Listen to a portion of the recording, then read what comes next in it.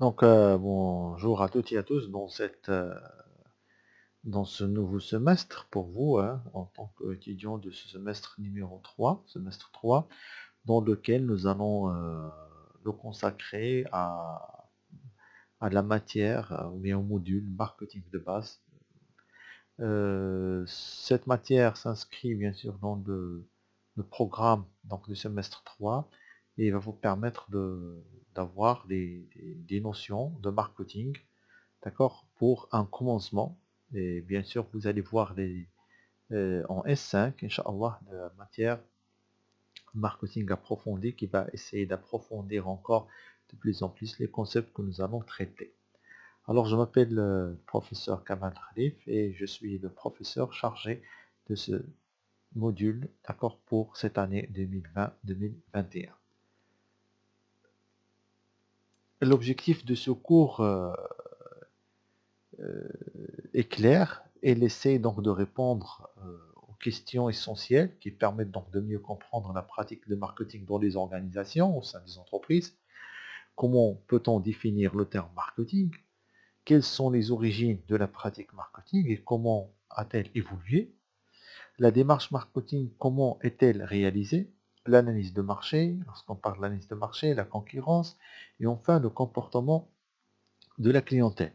Comment construire, communiquer et distribuer, bien sûr, une offre, d'accord, et comment élaborer son plan d'action de marketing mix, ou que nous allons appeler par la suite les 4 P, à savoir le prix, le produit, la promotion, la communication et la distribution. Alors, ces points-là sont en globalité les objectifs donc, de notre cours.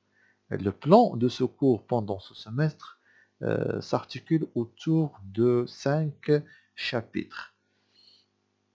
Tout d'abord, nous allons commencer par une introduction qui est cette séance-là, la première séance. Qu'est-ce que le marketing? Nous allons essayer de le définir et de voir, si vous permettez, un aperçu sur son historique. Par la suite, nous allons passer au chapitre numéro 2 qui va traiter les concepts du marketing.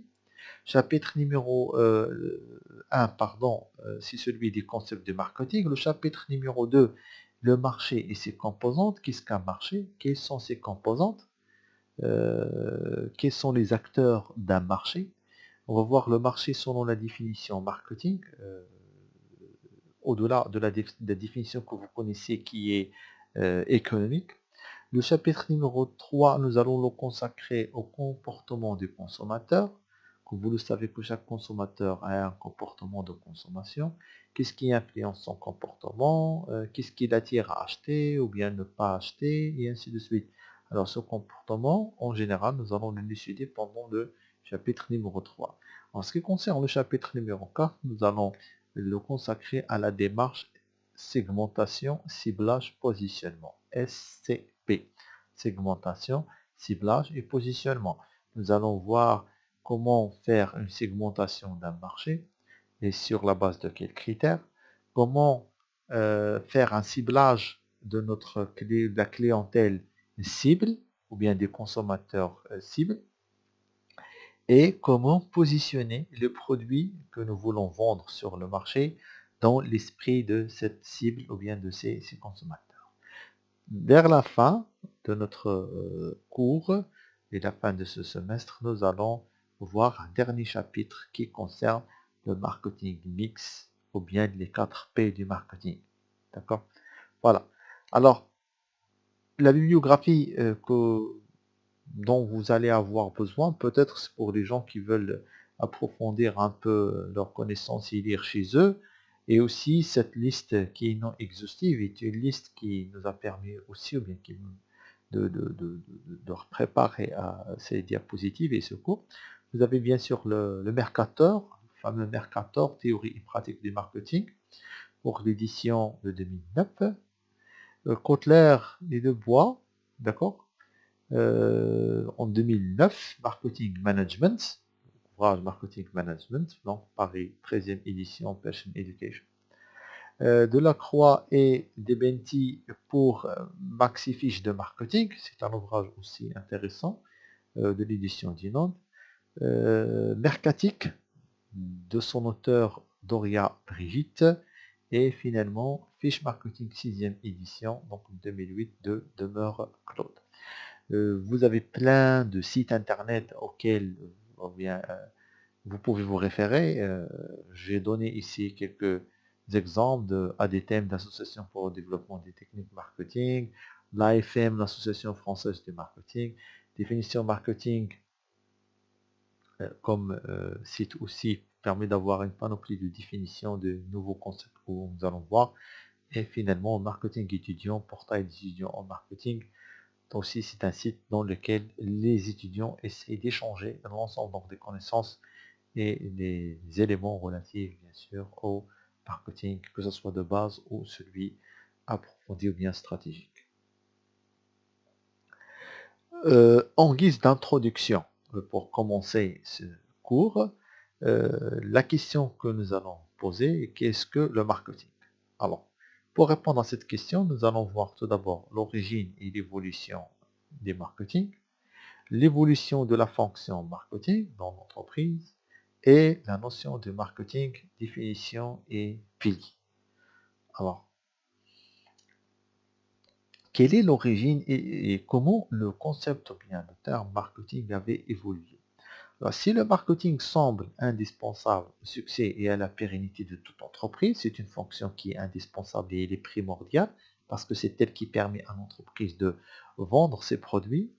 Dans nos jours, bien sûr, cela n'a pas toujours été le cas. Avant, les gens, ou bien peut-être les entreprises, dans les années 40, 50, à la limite, le marketing n'était pas présent auprès des entreprises et n'était pas, on n'avait pas besoin de cette fonction-là. Même si les différents écrits ne s'accordent pas sur le lieu et la date d'apparition du mot marketing, tout laisse penser que c'est aux États-Unis qu'il est apparu au regard de la croissance fulgurante de l'économie au début du XXe siècle. Alors au début du XXe siècle, vu après la crise, après la Deuxième Guerre mondiale, bien sûr, il y a eu l'apparition dans les années 50, vu l'évolution des marchés, l'évolution des procédés industriels, l'augmentation de l'offre par rapport à la demande, et on a commencé à réfléchir sur des moyens pour vendre nos produits. Avant, il n'y avait pas aucune nécessité. Pourquoi? Parce que il y avait un excès de la demande par rapport à l'offre et la fameuse loi économique de Jean-Baptiste Say qui disait que chaque offre crée sa propre demande était toujours vérifiée sur le marché. Ça veut dire que tout ce que les entreprises arrivaient à produire sur le marché était écoulé, était acheté par les consommateurs tout simplement parce que l'offre qui était sur le marché était inférieure à la demande. Par la suite, après l'évolution c'est-à-dire au fil du temps, en dépassant les conséquences de la Deuxième Guerre mondiale, il y avait la remontée ou bien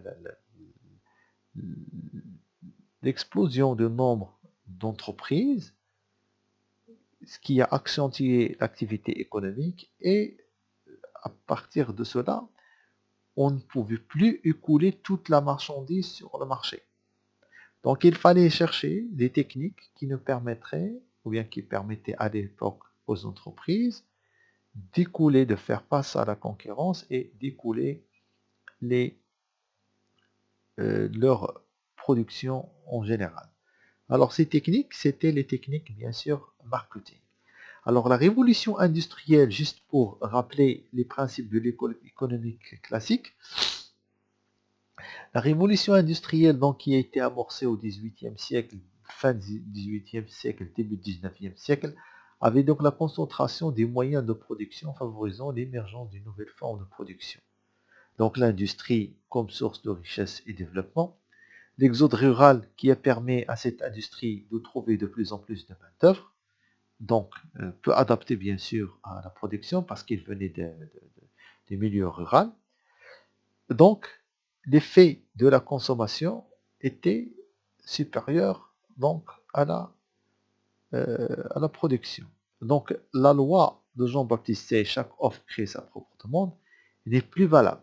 et n'est plus valable. Pourquoi? Parce que il y avait l'augmentation du nombre d'entreprises offrant des produits et des services sur le marché. Donc jusqu'à la Première Guerre mondiale, entre 1914 et 1918, dans les pays développés, l'activité économique était dominée par la production, automatiquement. Il n'y avait pas d'effort pour la commercialisation et la vente. Et on ne connaissait pas ce que ça veut dire le marketing à l'époque. Pourquoi? Parce qu'on n'en avait pas besoin. Pourquoi? Parce que tout simplement, les entreprises arrivaient à écouler toutes leurs marchandises sur le marché sans aucun effort parce qu'il y avait une demande qui était supérieure à l'offre. L'offre était souvent supérieure à la demande. Donc, la vente était une activité secondaire et n'était pas principale qui permettait l'écoulement des produits vers les consommateurs. Par la suite, on est passé de l'optique, c'est-à-dire production à l'optique vente. Donc, il y avait la crise de 1929 qui va modifier radicalement le paysage économique. Donc la surproduction due à la baisse de la demande solvable pousse les entreprises à développer la vente des produits pour écouler leur production. Donc aux États-Unis, je parle toujours du contexte États-Unis, je ne parle pas du contexte européen ou marocain parce que le pays le plus développé à l'époque, et c'est là où il y avait la naissance de ces notions de gestion, que ce soit le marketing, le management, c'était les États-Unis parce qu'à l'époque c'était le pays qui avait traîné, c'est-à-dire la locomotive de la croissance économique mondiale et que c'est un pays là où il y avait la naissance de ces concepts-là, vu le développement qu'il avait connu ces années-là. Donc aux États-Unis, le développement de la pratique du marketing s'accompagne d'une réflexion sur la discipline. La première revue Journal of Marketing est née en 1936. Donc la première revue scientifique, là où il y avait des articles scientifiques sur les techniques marketing, etc., a vu le jour en 1936. Très bien. Donc la crise économique de 1929, comme vous l'avez vu, juste un bref aperçu par rapport à cette crise, qu'il y avait donc une surproduction qui dépassait la demande. Donc il y avait une baisse de production qui a fait baisser les emplois parce qu'on avait licencié les gens, on pouvait plus on n'avait pas besoin vraiment de main d'œuvre parce qu'il y avait il y avait un surplus d'offres. Donc, qui dit chômage ou bien baisse de l'emploi dit baisse du revenu, et la baisse du revenu euh, est une cause directe de la baisse de la consommation. Et qui dit la baisse de la consommation dit encore donc une production qui n'arrive pas à être écoulée sur le marché. Les gens n'avaient pas de quoi acheter les produits qui trouvaient sur le marché. Et bien sûr, il y avait cette crise de 1929 qui était une crise qu'on appelle la récession économique. D'accord? La récession économique.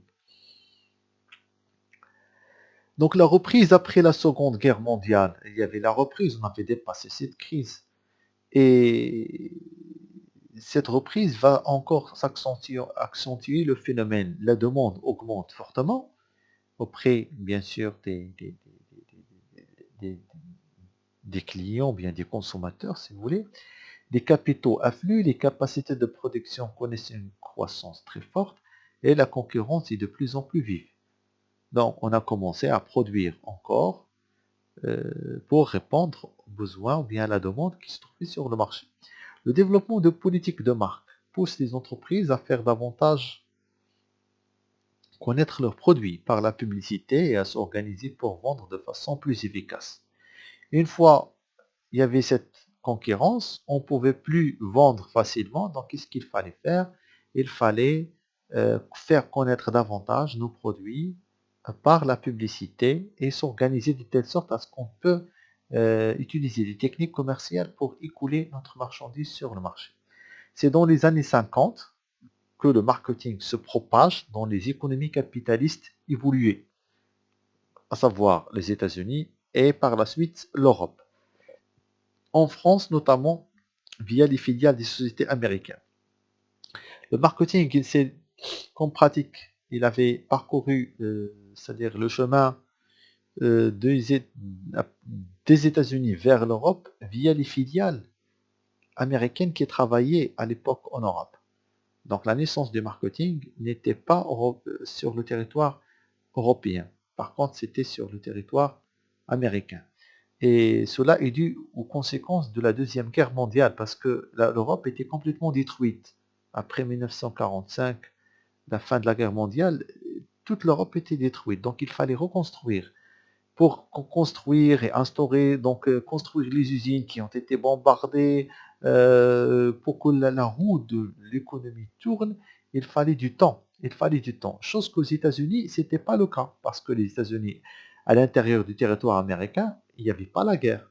La guerre était ailleurs. Elle était dans l'océan Indien, entre les Japonais et ce qu'on appelle les Américains, et entre les nazis et les Américains et leurs alliés, sur le territoire européen. Aux États-Unis, il n'y avait pas de guerre à l'intérieur du territoire, donc il n'y avait pas de destruction ni d'infrastructures, ni d'entreprises, ni d'économie, etc. Tout fonctionnait bien, d'accord, à part, c'est-à-dire le fait que l'économie américaine était en train de financer cette guerre.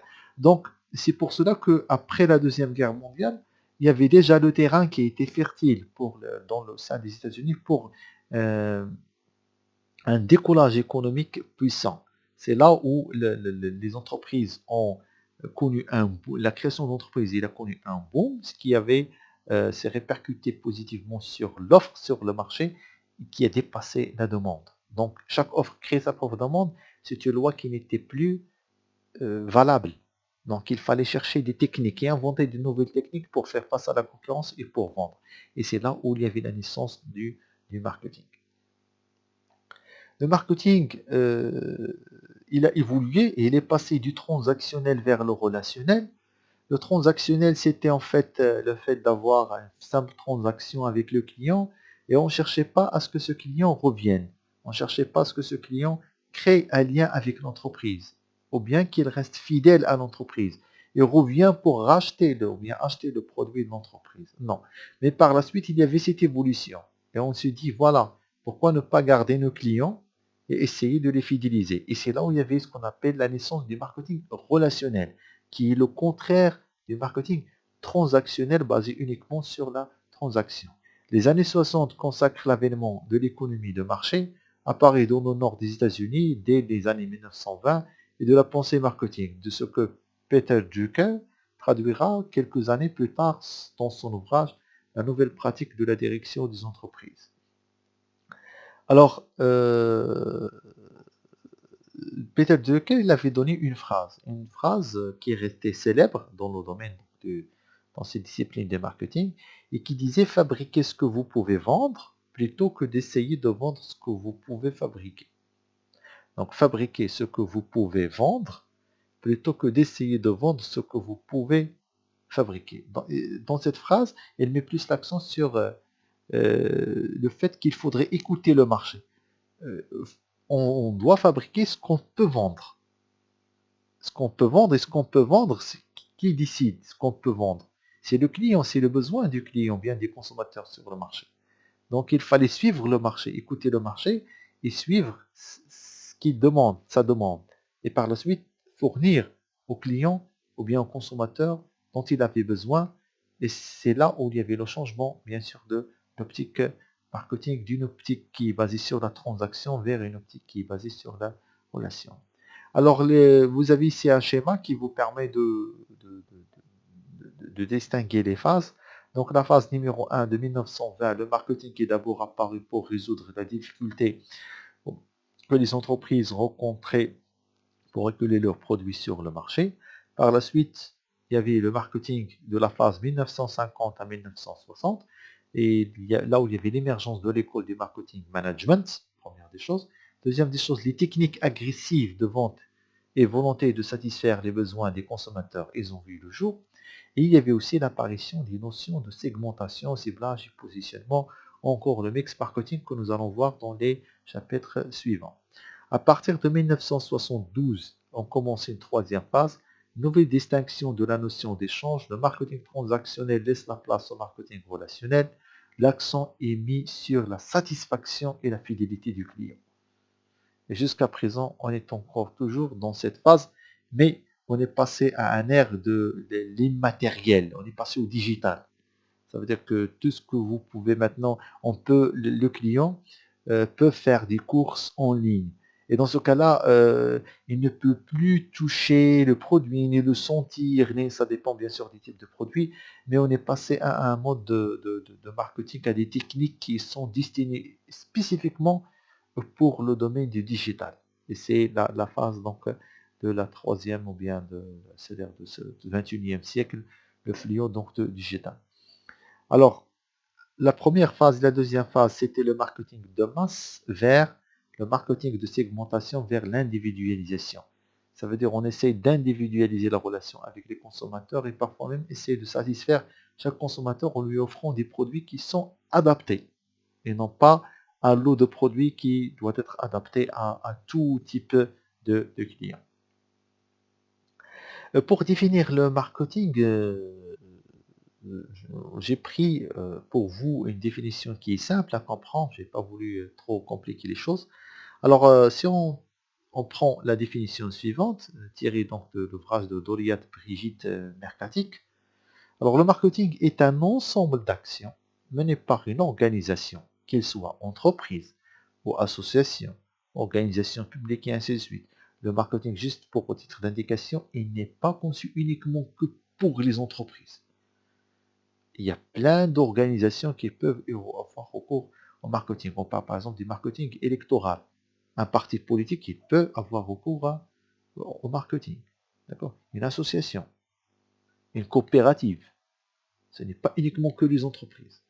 Alors, est un ensemble d'actions menées par une organisation et qui a pour but de prévoir et ou d'influencer les besoins des consommateurs, puis d'adapter ses produits, les biens ou services, ainsi que sa politique commerciale aux besoins cernés. Ça veut dire quoi tout simplement? Ça veut dire que c'est un ensemble d'actions commerciales etc. Qu'il avait et qui a pour objectif c'est-à-dire d'influencer les besoins des consommateurs et d'adapter ces produits, les produits de l'entreprise, aux besoins des consommateurs, tout simplement. Cette définition, si vous voulez bien, actuellement, elle est dépassée. Pourquoi? Parce qu'on parle ici de le fait de satisfaire le besoin des consommateurs, etc. etc. Actuellement, dans le 21e siècle, on est passé à la création des besoins chez les consommateurs et ne pas satisfaire un besoin déjà existant, à créer ce besoin. Je vous donne un exemple. On vous vend des smartphones actuellement avec des prix exorbitants, 9 000 dirhams, 10 000 dirhams, etc.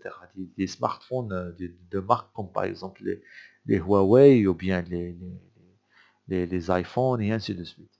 Par la suite, alors ce téléphone, il vous permet d'avoir, c'est-à-dire, il est complet. C'est-à-dire toutes les options, tout ce dont vous avez besoin se trouve dans cet appareil technologique. Par la suite, qu'est-ce qu'ils ont fait? Ils ont fait sortir des montres intelligentes et qui sont considérées comme étant un accessoire de ces téléphones-là, de ces produits. Et les gens, ils ont acheté ces smartwatches. On les appelle les smartwatches, ou bien des montres intelligentes. La question qui se pose, est-ce que vraiment on a besoin de cette smartwatch? Si vous dites oui, vous avez besoin, ça veut dire que le téléphone qu'on vous a donné ne vous permet pas de faire quelque chose. Et que, en fait, la smartwatch, c'est un complément du téléphone. Alors que ce n'est pas le cas. Le téléphone, il est complet. Il est complet dans ses fonctionnalités. Il vous permet de parler, de communiquer, de surfer sur Internet, de naviguer, de faire tout ce que vous voulez. Donc, là, le consommateur n'a pas besoin de la smartwatch.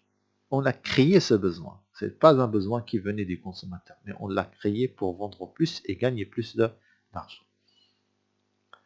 Le marketing donc consiste à identifier et mesurer les besoins et souhaits du marché. Donc on doit chercher quels sont les besoins du marché, essayer de répondre à ces besoins via la création des produits et services adaptés aux besoins des consommateurs sur le marché.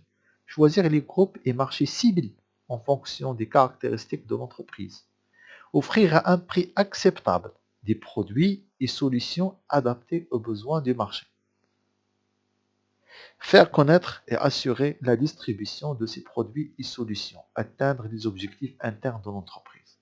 Donc tout le marketing, si vous voulez, il se base ou bien il concerne l'écoute des besoins sur les marchés, les besoins des consommateurs, créer des produits qui vont répondre à l'intérieur de l'entreprise, qui vont répondre à ces besoins, et vendre ces produits, les faire parvenir jusqu'aux consommateurs, les faire parvenir avec des prix acceptables, avec un design attirant, avec des couleurs, etc., etc.